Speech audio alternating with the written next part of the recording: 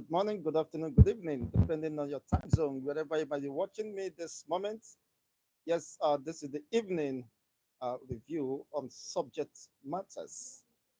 As it continues to, of course, unravel, we are here to give in-depth analysis over the happenings within the Nigerian state. And of course, uh, this promises to be an exciting moment with Chigozie Ndibo. Wherever you might be watching me across the world, across Australia, America, Asia, of course, even within African continent, I welcome you once again with a great excitement to be part of this discussion. This moment is promises to be very interesting and a very educative one, of course, for that matter. Uh, the Chief of Army Staff, Labada, has assured Nigerians again that the military uh, will rise up to any security challenge. No cause for alarm coming from Labaja. No cause for alarm. And we begin to ask, of course, in the course of this discussion, you'll get to know uh, actually that if these people are really living in the realities of our time and what that portends, of course, to the collective security of all our sundry within this Nigerian system. How can you tell the entire country that is already agog, insecurity rocking the entire regions of this country, that no cause for alarm, which means it's just like telling a child that have been crying, wailing throughout the day, that he can continue to cry, that there is no cause, of course, for alarm, whether he or she is crying. The reality is that the security operatives seems to be living in denial of the current realities where thousands and millions of Nigerians have been displaced from their ancestral homes, from their communities, and of course, local governments being overrun and overtaken by the activities of the Boko Haram, the insurgents, the terrorists across the entire region. And here comes the Chief of Defense Staff coming to tell us that no cause for alarm. How do you mean? Hello? What exactly did he mean by no cause for alarm? Why Nigerians are being killed, adopted, ransacked,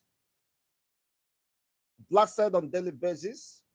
Here comes Labaja to tell us with all alacrity, without any sense of responsibility and accountability, of course, to thousands of Nigerians who have lost their life under his watch as Chief of Army Staff. What he could do is just to come to tell Nigerians that no cause for alarm. What do you mean that no cause for alarm? Is it for real? Oh my God. Is it for real that no cause for alarm? I don't seem to understand exactly, of course, how these people attempts to reason. Well, you might say I'm a bloody civilian, but that notwithstanding, these are citizens of Nigeria across the regions of this country.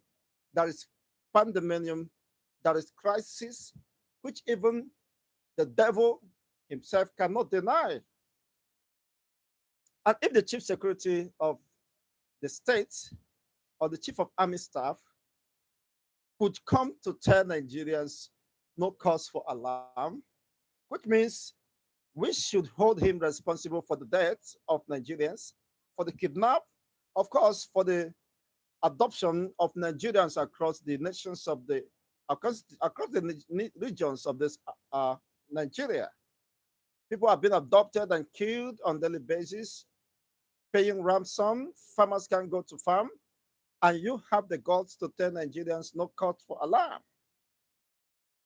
It's rather unfortunate that people who should have rise up to the occasion, people who should have lived up to their responsibilities, are still living in denial. In fact, it's a baffling one. It's a very disturbing, of course, state. Just telling the Nigerians who already lost confidence in the security operatives to guarantee their safety and, of course, that of their loved ones.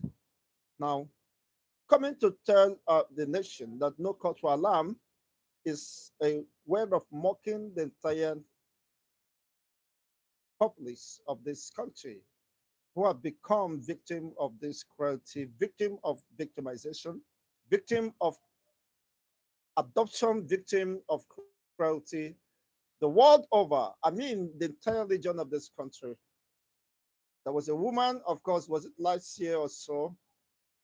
She came back from the US with her families, with her husband and daughter, and eventually, is it along Abeokuta or so, she was adopted, and the rest is history.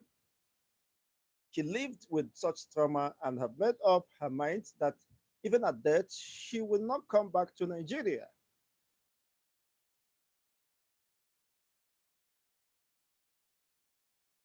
And the security operatives who have been paid by taxpayers' money have not lived up to responsibilities. As it stands now, people are still apprehensive. Nowhere seems to be safe. The roles, of course, can no longer be guaranteed. It is quite unfortunate and very disturbing one for that matter.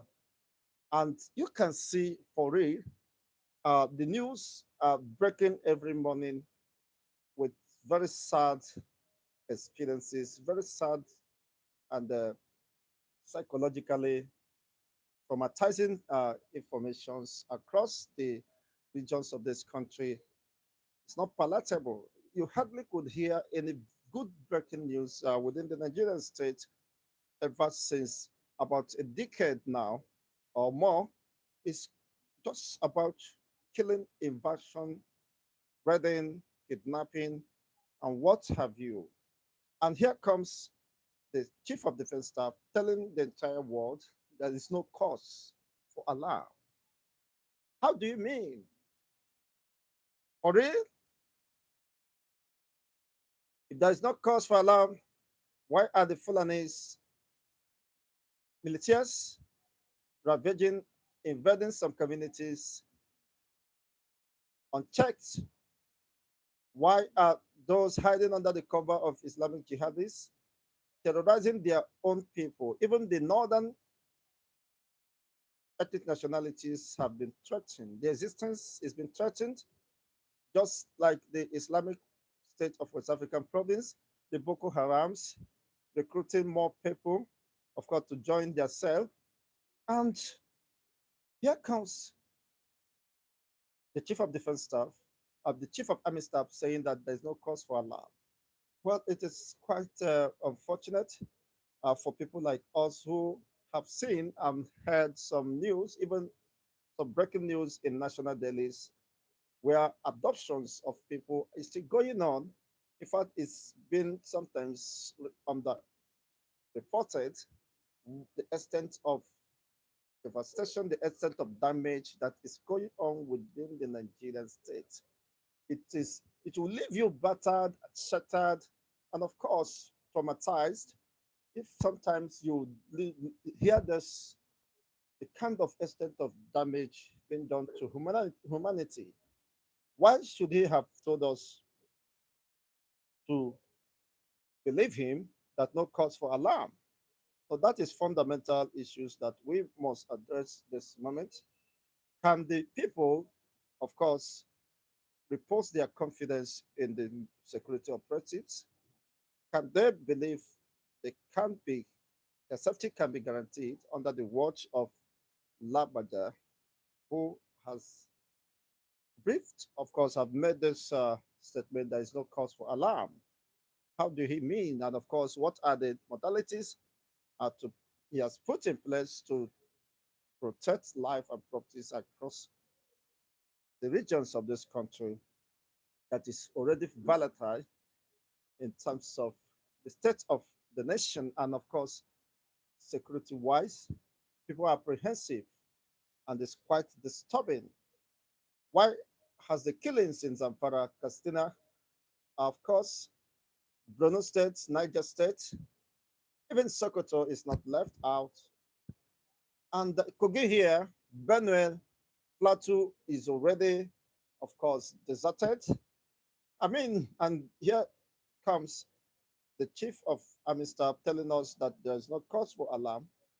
It's time to, of course, call cheap political propagandas, which is no longer sellable because people understood and appreciate the level of devastation, the state of insecurity, just as the former presidential aspirants under the Labour Party platform, P2B, admitted that Nigeria, the state of insecurity in Nigeria is quite disturbing, and as such, it's have delegitimized, of course, the existence of Nigeria, that no country can run in such level of insecurity. No country can survive. That is not government. The very essence of government is the protection of life and property using this instrumentality of the government, the security operatives. But when they fell in this primary singular responsibility that is bordered on the welfare, the security, and protection of the citizens, and of course, all as sundry within the Nigerian territorial confines, it means that that government is a failed government and nothing could be substantiated with such.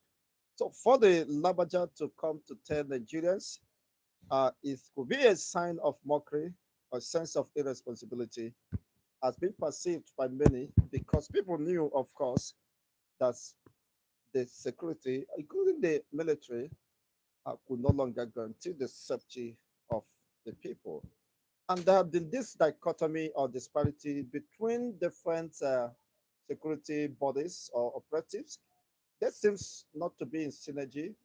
I mean, working independently or differently, having some contentions or perhaps some vested interests they needed to protect or guide jealously, and this have not improved on the state of security in Nigeria, despite the billions of dollars that have been expended, of course, in procurement of arms and executing of this fight, supposed fight against the Boko Haram or insurgency, just as the Arewa Consultative Forum addressed the federal government that they should be committed and, of course, uncompromising war against the insurgency should be invoked, which means they have been playing cards, playing politics with this fight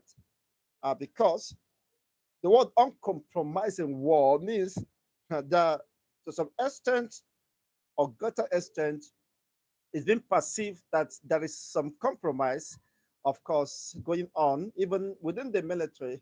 And the reason why the state of insecurity has worsened.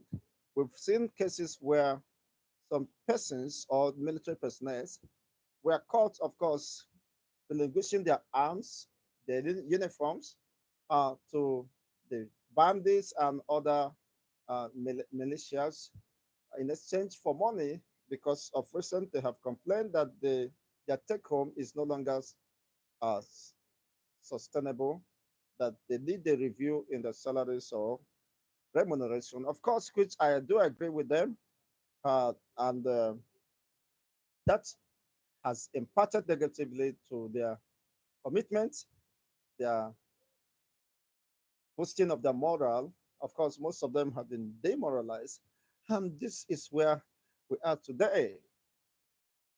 that the entire country is agog, is at the mercy of these militias or armed groups that can have a sway, of course, on the citizens, collecting and levying the citizens, the masses, especially that of the northern hemisphere, where it's been reported that they are taxing them, and before you visit, you goes out or you visit your farms or you leave for whatever interests or endeavors you may want to embark on, you must settle them, otherwise consider yourself a dead person. And here comes Labaja telling us that it is quite unfortunate there is no cause for alarm. I don't get him, and I believe that most of us will not agree with his position. He should rather brace up. Of course, if he has the capacity to protect life and properties, but people are still in doubt over their capacity and commitment uh, towards the safety and protection of all and sundry within the Nigerian state. Yeah, they may be doing their best, but it's been seen very clearly from the foregoing that even their best is not even good enough uh, to be secured or to be safe in Nigeria. So Labaja should have a rethink of his statement and be accountable to the Nigerian masses rather than living in denial. He should tell us why the reasons why the Boko Harams, other military groups, without any defined ideology or reason for agitating or killing and sacking communities, could be allowed to continue. These are sacking community. They are not making any demand, or possibly their only concern is to overrun the entire communities and regions and reoccupy them. Uh, why should the military, of course, allow this to happen? This is a bugging question that must be answered by the security chiefs, and most especially Lagbaja, who is the subject of discourse today, and to give Nigerians the review of his stewardship. Well, that is, by the way, because we have seen it all that the military has failed to protect the territorial integrity of Nigeria, which is the primary responsibility of the Nigerian military. They are not even meant to involve in civil matters or internal crises. This were meant for the police, but even the policing of the Nigerian state, in terms of the ratio of the security operatives to that of the population, is something abysmal and had not been judiciously and politically uh, addressed. There's no political will to address that, even in the midst of these scarce resources, where some allowances and remunerations, of course, is being held by the state. So this and many more is endangering the life and security of all Nigerians. So Labaja should rather apologize to Nigerians for making such unfounded claims that there is nothing, no cause for alarm. Why already there is enough cause, not just to alarm, to be alarming at the highest rates. People are already alarming. People are already crying. I saw videos of people running away from their homes. I mean, even in the southwest, some communities have deserted and have fled for their homes, for their life. Deserting the entire communities. Even in the west, in the north, very surprising, even in the south, we've had Delta states, some communities apprehensive because of the incessant attacks on the host communities. And yet, the perpetrators of these heinous crimes are nowhere to be found, or even the security operatives have not done due diligence in, of course, fishing the culprits out and bringing them to justice, or let the law have its course. We've seen cases where people These dastard elements, they strike and retire to their safe havens, sometimes being shielded by some security operatives for whatever reason best known to them, perhaps in exchange for monetary inducement. Kindly hit the like buttons if you're joining us this evening. It's an interesting moment here with Chigozie Ndibo, bringing you interactive and in-depth analysis of events. We can't just dismiss such, of course, statements. We can't just swallow it with all the bones and whatever. It's quite shocking, so we have to review the position. What should Labaja, the Chief of Army Staff, tell Nigerians there is no cause for alarm? While there is already a nagging concern bordering on the security challenge across the nation, across the regions of this country that have remained, of course, unabated. He should have told us what are his plans and programs to address these concerns rather than telling us it's just like telling somebody that is in deep pain that whether he's feeling the impact of such pain. It's quite unfortunate. Well, that is to say that cheap stocks are very cheap, and he should have tendered resignations if he doesn't know what to do. Of course, to protect the life and properties, which he is saddled with such responsibilities to do same. And if it's found wanting, to tell us reasons why he has failed or is failing because of the realities we can see today. No region is safe, and you are telling no cause for alarm. That the army will rise to any security challenge. Then we are waiting since now. What is stopping them from rising across the regions? Army will rise. When will they rise? Which means they have been sitting since. What exactly is it doing to ensure that life and properties of the citizens have been protected? It's quite unfortunate. Well, we'll come back to these topical issues. We are also to review the statement or the supposed statement coming from uh, the professional Southeast professionals body demanding for the repatriation of Mazin Nnamdi Kanu, the leader or the prime minister of the Biafra Republic government in exile. You cannot ask for his repatriation. He has made himself very clear that he's not a citizen of Nigeria. So under what law, under what circumstances or condition would you want to repatriate a foreigner, somebody who is not a citizen of Nigeria, to Nigeria to do what? You can see that's expression of frustration or not being in terms with the reality is quite unfortunate and very laughable.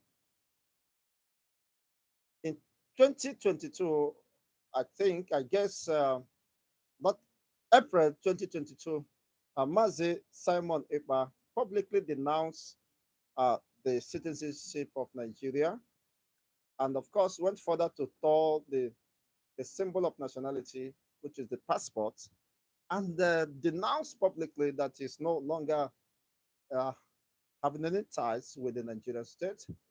And the video is before the public domain. So why should the professionals of the Southeastern, of course, region be demanding for his repatriation or extradition, which is very laughable and an impossible task?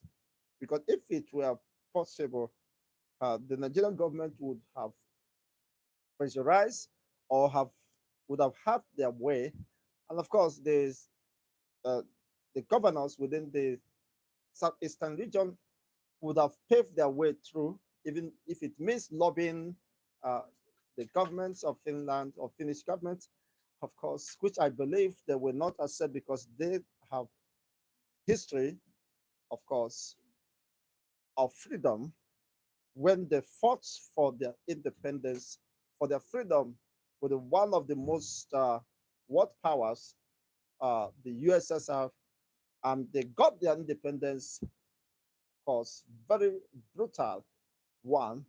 But today they are treasuring, protecting that independence and freedom. The Finnish citizens are known to be one of the happiest people on the surface of the earth, perhaps for the very reason that they were able to achieve their lifetime expectations, and of course, which culminated at their independence. So they find that liberty because they fought for it. They understood the pains and suppressions of living in bondage or not being free. So for them, it doesn't matter what cost, of course, needed to be paid for them to have their freedom. They did after having serious uh, battle with the USSR, with the Russian government and people. Of course, they succeeded at the end of the day. So calling for Mazi Simon Ekpa's repatriation is quite laughable and very ridiculous because you can't repatriate a Finnish citizen to Nigerian states under any law. It is not even permissible, just as we can see if you understand international relations and, of course, laws bordering on such a demand. So it is a dead end, and I believe this should rather hold the government accountable, the likes of Lagbaja, the chief of army staff, for failing to protect them. You can't continue to blame somewhat far away lands of Finland only by making utterances. Whatever is happening is within the Nigerian territorial integrity. He is not presently or physically present to have distorted the security architecture within the Nigerian state. So the Nigerian government and the security operatives still have is still confined within the Nigerian state. So you can't be blaming Simon Ekpa for your deficiency or inability to protect life and properties of your supposed citizens if actually you are still relevant within the region, because we have so many ungoverned space where, of course, the impact of the government or the security operatives is absent, is absence uh, to greater extent. And as such, you could, of course, be losing your legitimacy over those regions. Just imagine this ungoverned space of the north. No wonder the all sort of armed groups, militias could infiltrate, exploring the porous borders within the northern hemisphere. Of course, to unleash mayhem on the citizens, they can strike and go.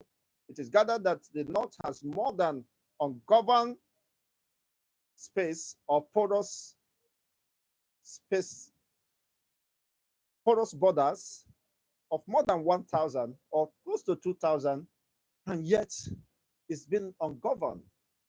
It's not being controlled. There's no surveillance placed on those regions, and yet the chief of army staff will come to tell us there's no cause for alarm. Quite painful and very ridiculous coming from him. So, what the professionals would have done is to hold the government accountable. Who failed to protect them?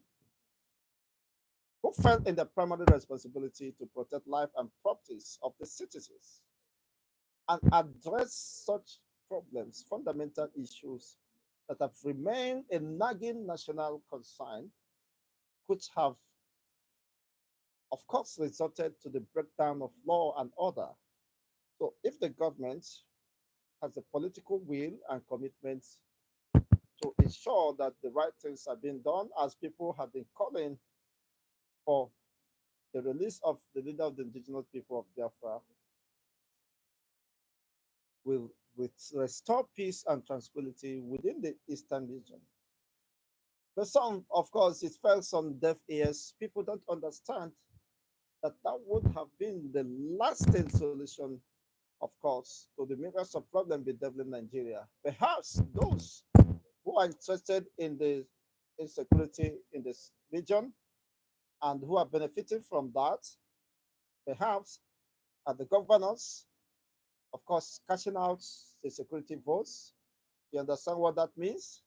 So they don't want that to happen because security votes are not being accounted for. I learned that about a billion naira every month, or if that have not been increased for the current realities. So imagine cashing out $1 billion when you don't have to account for it. Of course, could be a motivation to sustain the state of insecurity, but that is quite selfish and unfortunate if that is perceived to be true, that these people supporting or abetting the insecurity, refusing to confront, of course, the challenge ahead and take the decisive actions to restore peace and order within the region, perhaps might be the enemies of the people and the enemies of the entire eastern regions, which you can see very clearly what is happening. It's been reported that about 20 passengers was adopted along Ijabode travelers in Biokota or so. You can see that nowhere is secure. Then what happens to these adopted passengers or travelers? Only God, of course, knows where they are or their whereabouts as it stands now. But it's quite unfortunate this is happening. This is to tell you how unsafe the major roads are now. It's only God saving people's life. When you go out and come back safe, it's a very reason, very much reason to give God thanks. So you can see what is happening. Yes, calling for the extradition of Mazin Simon Ekpa, well, could be perceived to be laughable because of the current realities. The Finnish government will not even attend to that because they knew that it is his right, he has the right to his opinion, and haven't been well established that he is fighting for the liberation and emancipation of his people, which the world over are beginning to understand the predicaments, the pains, the suppressions, the subjugations of the people within these regions, of course, who decided to voice out. That is not to say that that is the only region that is being oppressed, but people who fail to voice out cannot be heard. So perhaps they are still interested and, of course, enjoying the chains and shackles of the oppressors. So for the indigenous people of Biafra or the entire defunct Biafran regions, they have seen we can't continue to keep mute, we can't continue to remain silent while disaster looms. We better have to, of course, uh, take advantage of the international laws or rights of people or persons to self-determination. And this they have been backed on. So Finland may have underscored his antecedents and understood that it doesn't pose any threat to them. And of course, to the existence of humanity, he was just asking for the freedom of his people, which is encapsulated in the United Nations Charter on Humans and Fundamental Rights of the People, which Nigeria happens to be a signatory to. Appended the signature of Nigeria in support of liberty, in support of freedom, in support of self-determination. So being a signatory to that is an indictment on Nigerian government if they fail to comply, of course, with the provisions of the law which they are signatory to. But having said that, you can see now I want to make it very clear that the National Assemblies should also understand what is playing out.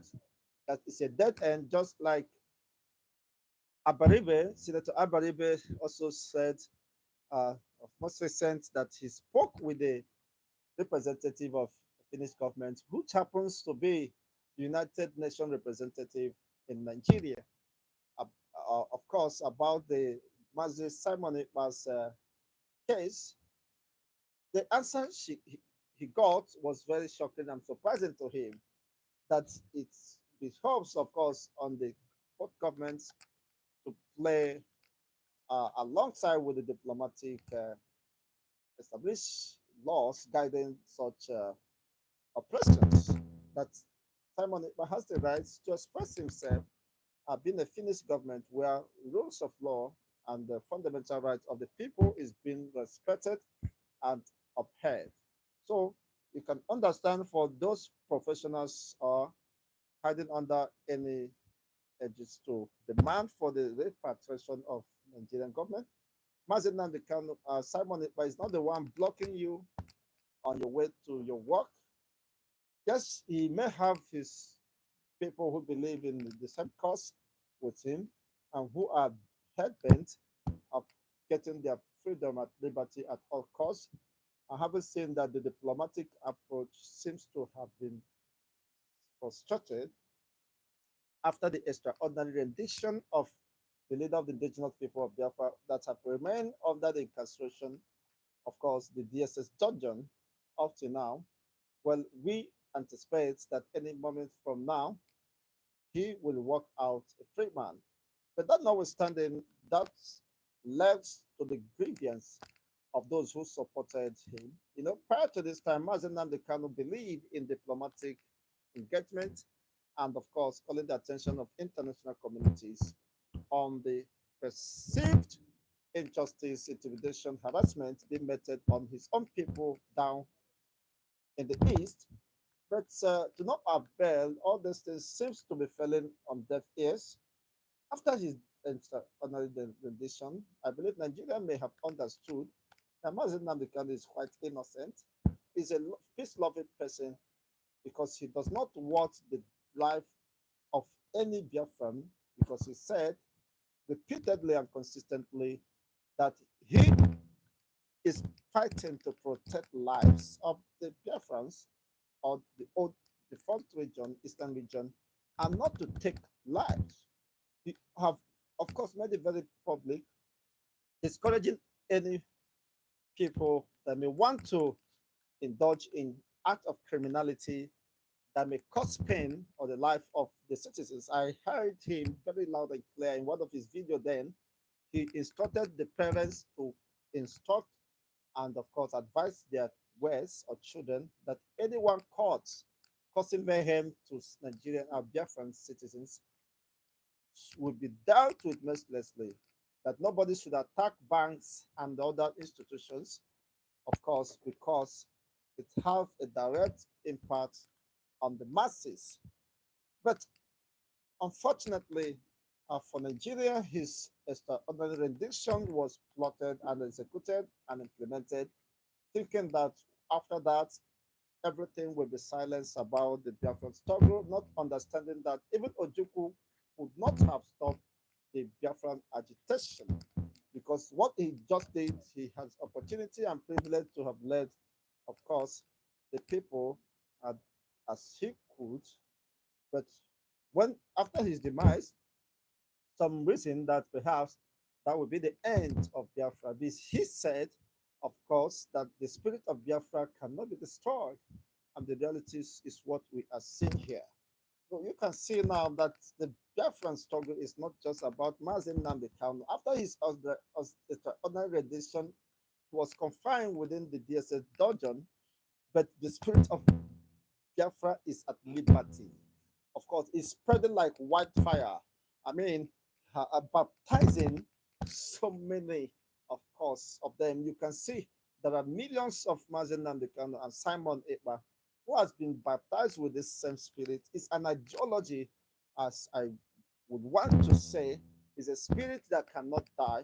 It's been passed on, of course, through the bloodstream, through the environment, through knowledge, through history of what their fathers has passed through. It's been taught through the local means. So that's why you can't conquer it. You can't subdue it. No matter how strong, fortified using, of course, the instrumentality of kinetics. Can't stop it because it is well seated and well rooted in the minds and this, of course, the spirit of every Biafran. You can't kill it. That is the error. That is the blunder anyone can make, thinking he could silence it. I think the after the extraordinary rendition of Mazen Namdekano, it is perceived by some and some politicians who believe that they are being threatened or their chances are, of course, political ambitions is being threatened. So they want to silence the cause of Biafra, thinking that the Biafra is just Mazen Namdekano. Mazen Namdekano is Biafra. No, Mazen Namdekano have repeatedly, of course, made it very clear that he's just a messenger running an errand. You can't kill. When you kill the messenger, you are not killing the message because there are people who owns the message, and that message is very fundamental and it's very strong, and you can't destroy it. You can understand now very clear that even when he is, of course, head back within the DSS dungeon, it just paved way for another people who believe, of course, eye for eye, tooth for tooth. Of course, slap me, I slap you. Push me, I push you. You just gave way to people who are more rugged, who are more brutal, who are more ruthless. Of course, had the emergence of Mazi Simon Ekpa. People misunderstood him to be a talkative or somebody, of course, writing in the social media. But when he began to unfold his plans and programs for the restoration of the Biafran state, it becomes a shocking. Of course, he took the world uh, by storm. And today, even the chief of army staff, the chief of defense staff, and the chief of naval staff are not confessing of a truth that Simon Ekpa is now a menace and destabilize the entire security architectures or the operations of the Nigerian security architecture or personnel to, of course, clamp down and silence the people of Biafra. These are realities staring at us, and we can't deny the reality. Just like the sit at home was not, of course, the brainchild of the leader of the indigenous people of Biafra, Mazen Namdekan. It was birthed after his extraordinary rendition, being under incarceration within the DSS confinement. Of course, people thought as much as though being led by the DOS, of course, but afterwards the DOS decided to withdraw themselves and stop that sit at home. But the people said no.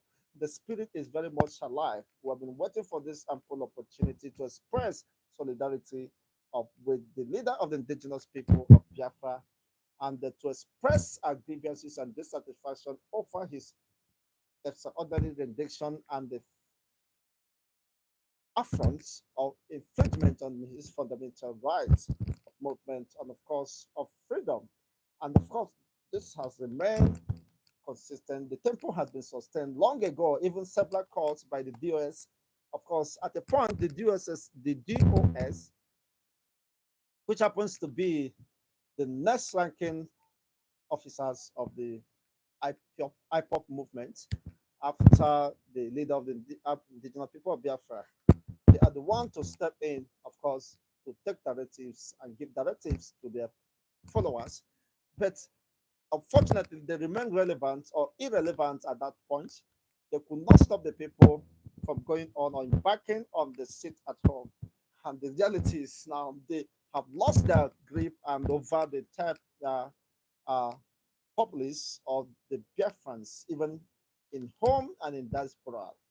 People who no longer take instructions from them, and they lost the grip. I saw some chaos and disagreement, discrepancies going here and there. But eventually, when Moses Simon Ekpa took over, what happens is very shocking that they begin to fight him with all arsenals at their disposal, trying to malign him, trying to cajole, of course, gain people to turn against him. But afterwards, it's just a matter of time and people begin to realize the truth and the realities, what they believe, of course, is true that Mazis Simon Ekpa is a disciple of Nnamdi Kano, but with a different dimension and approach, with the different baptism and anointing for the restoration of the Biafran state.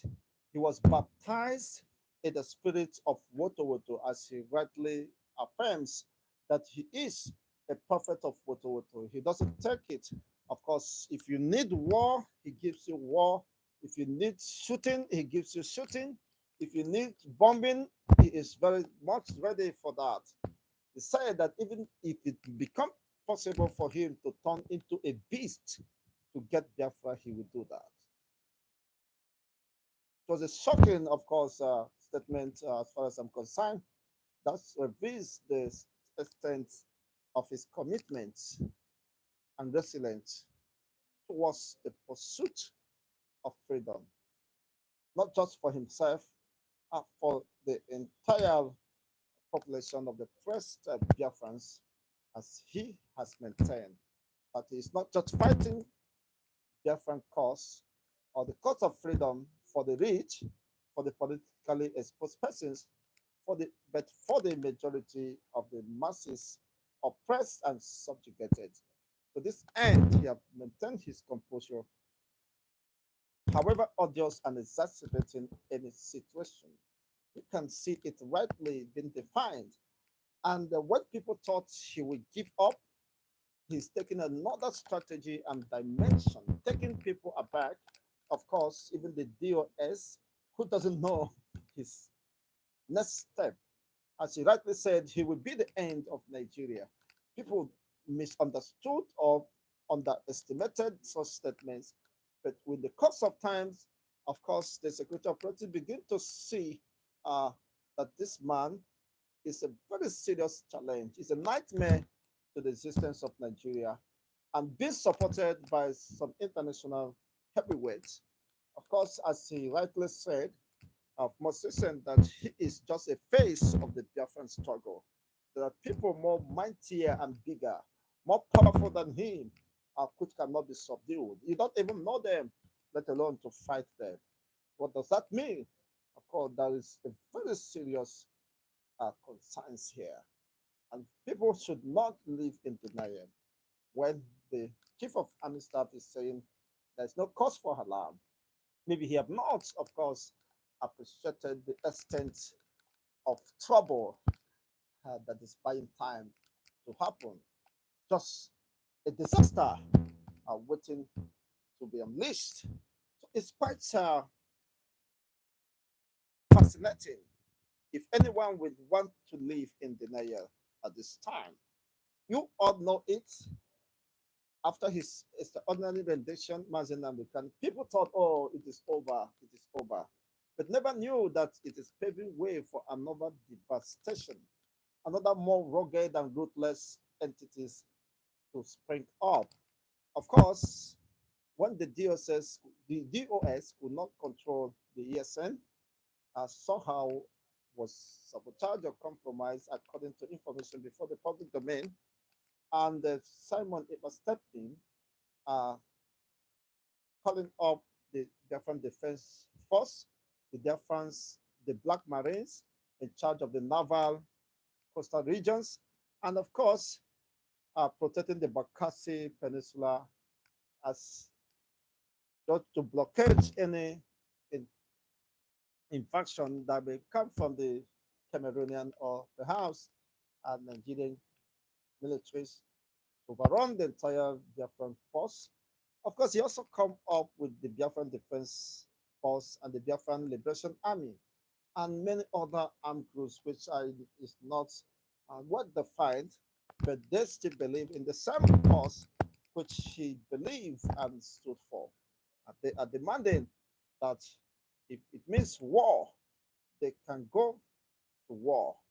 I mean, for me, that should be avoided because it will be one of the most brutal war in the history of humanity. Having, of course, survived the first civil war, Biafra Nigeria civil war, that lasted for 3.5 years, the Biafrans were able to resist despite running out of arms and, of course, shortage of food supply, were able to resist. Of course, they got some sympathizers across the globe, but these are very scanty. But then, talk less about the current realities now. Then, Biafra is not well publicized.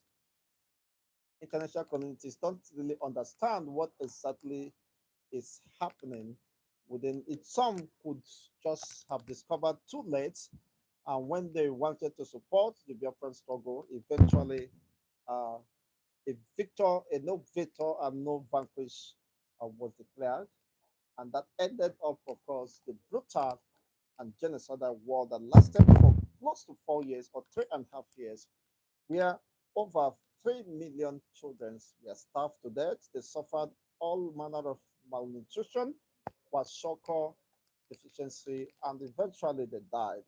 This was suggested by Awolowo to the Nigerian government.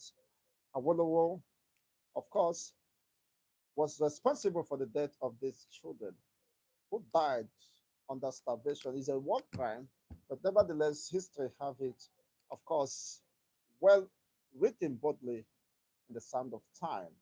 Of course, as if we have not recovered from what is happening, another one seems to be looming, and something that could be avoided if people or the concerns or the security, the government can reason to save humanity. There is a needless war, as the case is, with your brothers call the potential and the willingness, the positions of the people to remain, of course, independent. They just want to be alone. Haven't underscored that staying together have not worked for them, does not foster any future or prosperity to the region. They prefer or believe or have strong belief that being independent, taking their own decisions, will impart positively to the citizens within the region or within the confinements. Then, but some are saying, no, we can't let you go, that you have no right to go, but that is not true. They are just calling, okay, give us opportunity so that people who want to leave can leave, people who want to stay can stay through referendum that could be conducted by international bodies. And when that fails, as the organization of emerging African states have written to the Nigerian government on several occasions, demanding since 2014 or about 2012, demanding that the Nigerian government should organize, of course, and conduct referendum for the people of the eastern region to ascertain, of course, their position, whether to remain in Nigeria or to part their ways. But such demand has been overturned by the Nigerian government, and to the extent that they have now, of course, recognized the Biafran Republic government in exile as one of the emerging African states, which, of course, are pushing for independence. Of course, after such frustration from the Nigerian state, the inability to conduct the referendum, the Prime Minister of the Biafran Republic government in exile decided to conduct what he called the self-referendum uh, for the Biafran independence by the Biafrans the world over and in the homeland. Of course, the most recent revelation is that more than 40 million or thereabout have partaken in this voting yes for Biafra referendum. And you know what that means?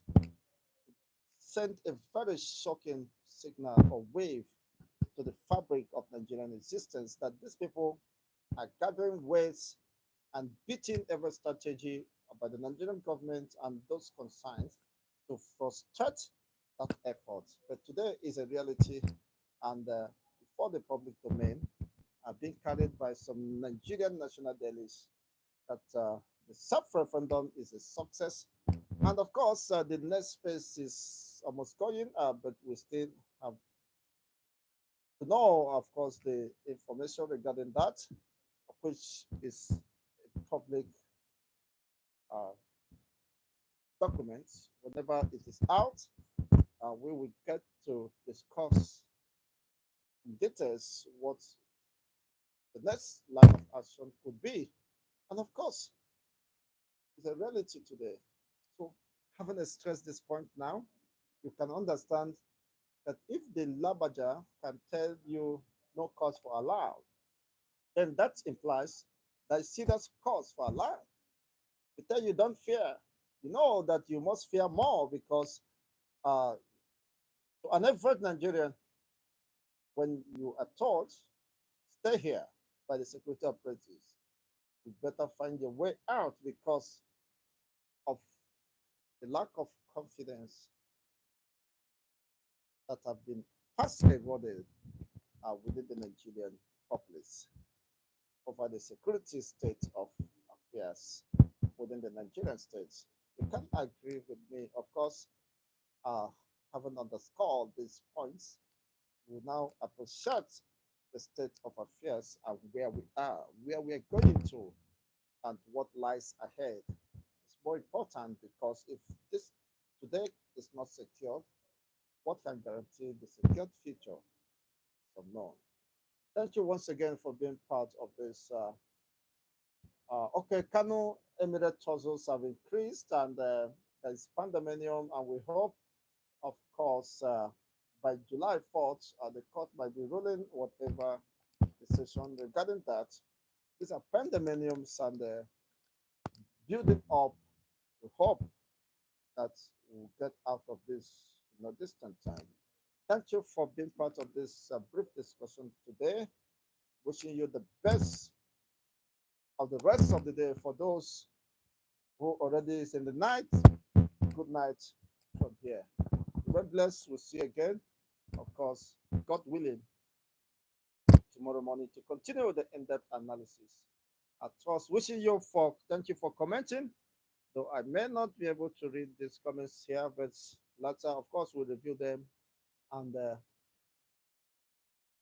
subsequent editions of the discussion will get to elaborate and discuss more on whatever informations, observations, of course, you may have brought to fall. Wishing you the best of the day. This Chigos and Debo. Remain blessed and bye.